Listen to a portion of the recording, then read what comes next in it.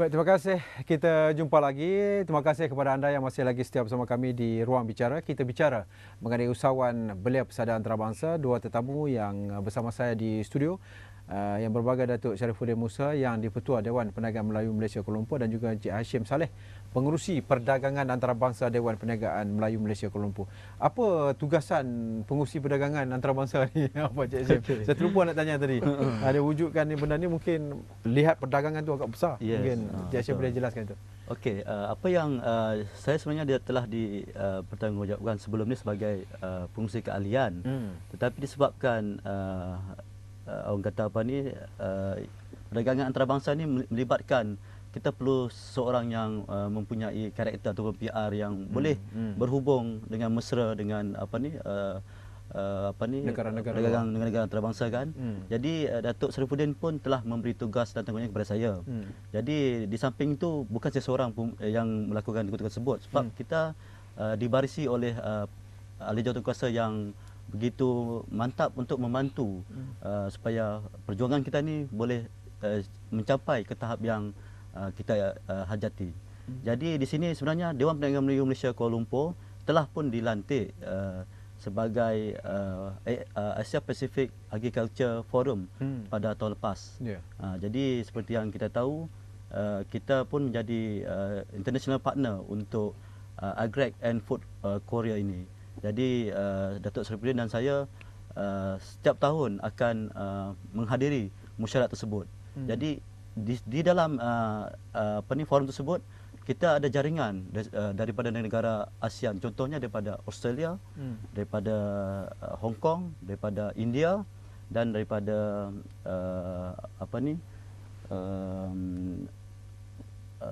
Pakistan. Okey.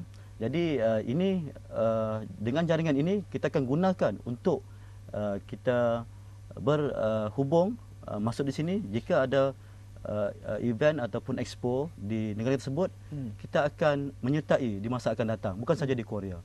Inilah kita punya target untuk masa depan. Bagaimana keberkesanan kalau kita adakan kongres usahawan, kita adakan kunjungan hormat, lawatan dan sebagainya, nak beri kesan kepada soal membentuk usahawan itu agar lebih mempunyai jati diri yang tinggi. Okey, di sini saya nak tekankan bahawa Dewan Perniagaan Malaysia Kuala Lumpur membuka satu gateway ataupun platform untuk usahawan mempromosikan produk di luar negara.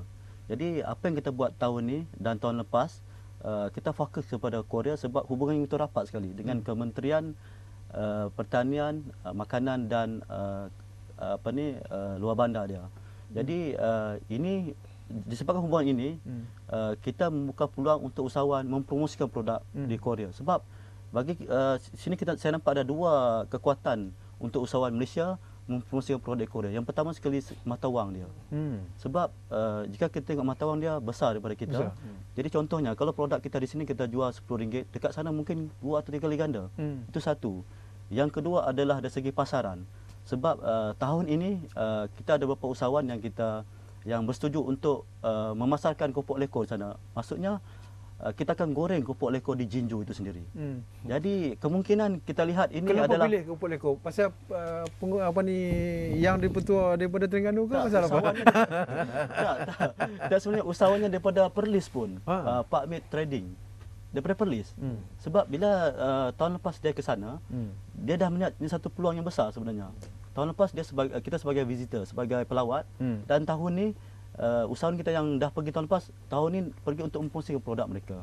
Jadi di situ keropok lekor tu pasarannya akan jadi luas sebab dia seorang saja yang ada keropok lekor di Jinju tersebut.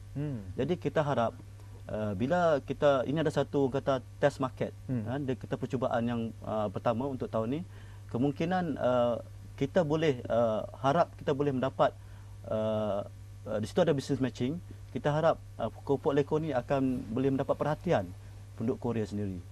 Datuk, perkara yang pelik itu, perkara yang pelik tapi nyata, saya pernah bercakap dengan Tan Sri Jamaluddin Jaji, sekarang Tan Sri, hari itu Datuk Sri, tentang produk kita.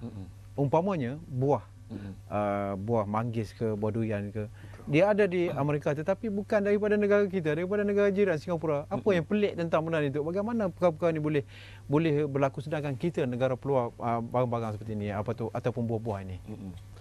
Dia Kat mana silapnya tu? Itu silap. Itu mungkin proses perhantaran masalahnya sekarang. Mungkin kita tak tahu macam mana kita nak uruskan direct. Kita melalui syarikat trading untuk menguruskan perkara-perkara tersebut. Kemungkinan di Malaysia ni untuk kita ekspor ke luar negara agak sukar sebab tak menepati kriteria yang dikendaki. Tetapi apa yang jaringan yang kita buat di Korea berbeza. Apa saja barang kita yang diproduk terus ke Korea. Kita direct. Kita wujudkan usahawan terus ke usahawan. Makna tak ada trading.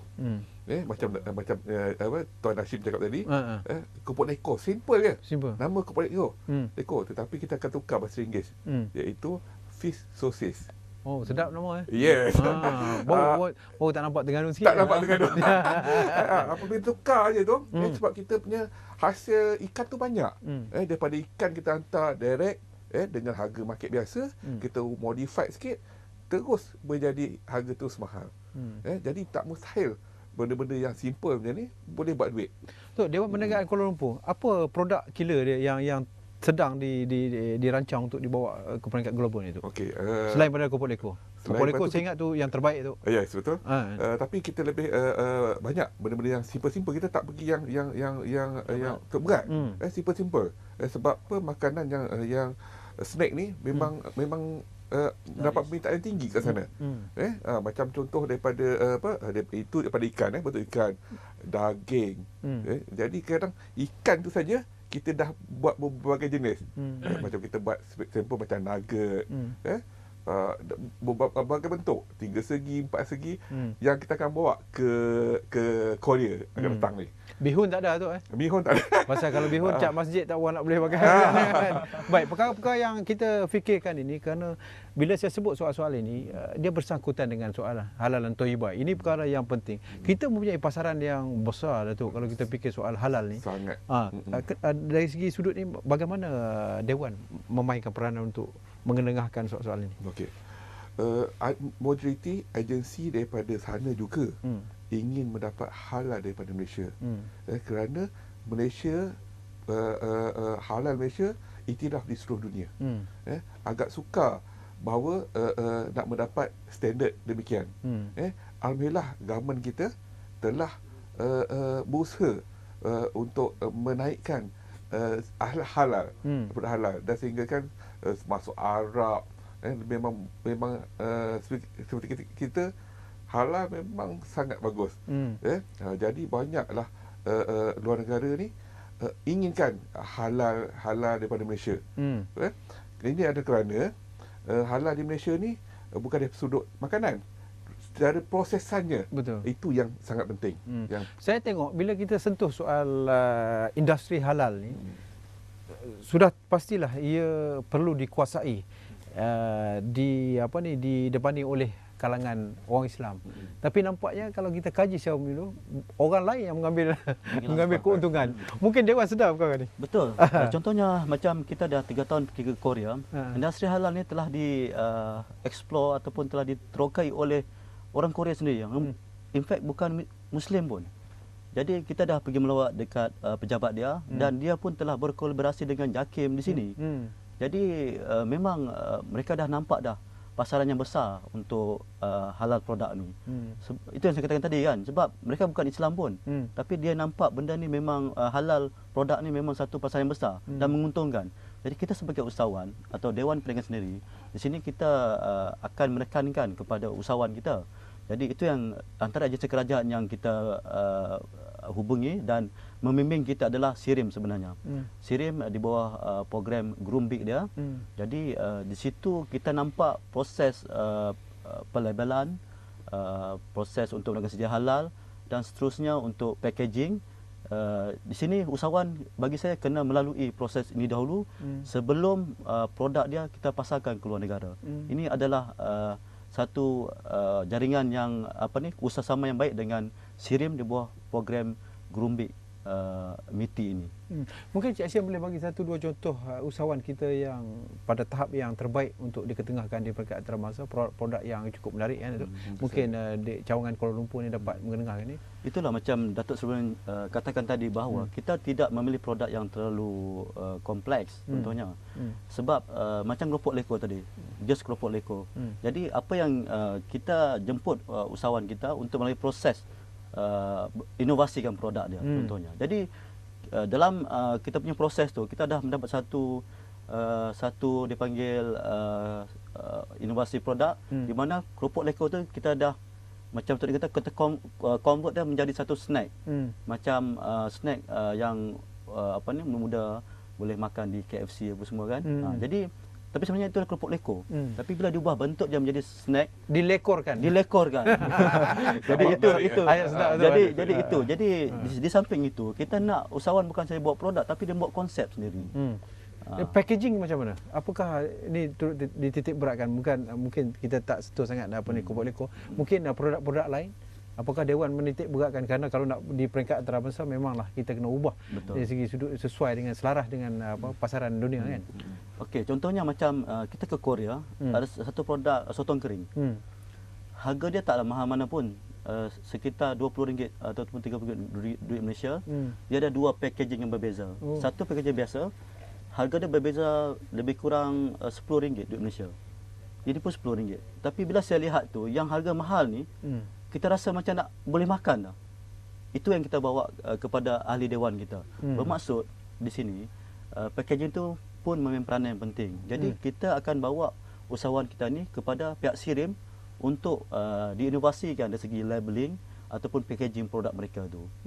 Contohnya yang saya lihat macam kita pun ada buat satu program di Skincang contohnya.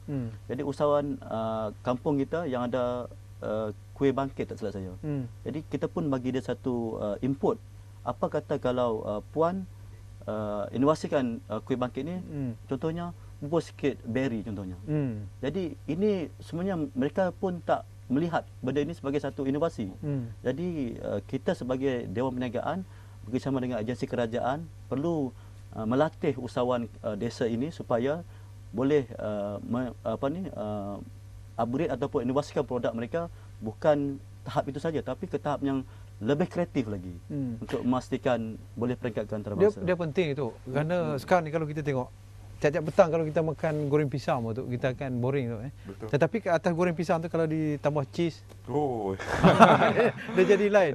Ini perkara-perkara yang harus difikirkan bagaimana kita nak inovasi, kita nak upgradekan barang-barang yang mungkin pada kita dah biasa tetapi di luar biasakan dia. Baik, kita akan bincang selepas ini perkara-perkara yang lebih menarik tentang usahawan kita ni, dan pastinya Dewan Perniagaan Melayu Malaysia khususnya cawangan Kuala Lumpur ni mempunyai ataupun terpaksa berhadapan dengan pelbagai perkara untuk meletakkan produk-produk ni di peringkat antarabangsa, khususnya melahirkan usahawan-usahawan kita agar berdiri sama tinggi. Baik, kita jumpa lagi selepas ini. Jangan ke mana-mana.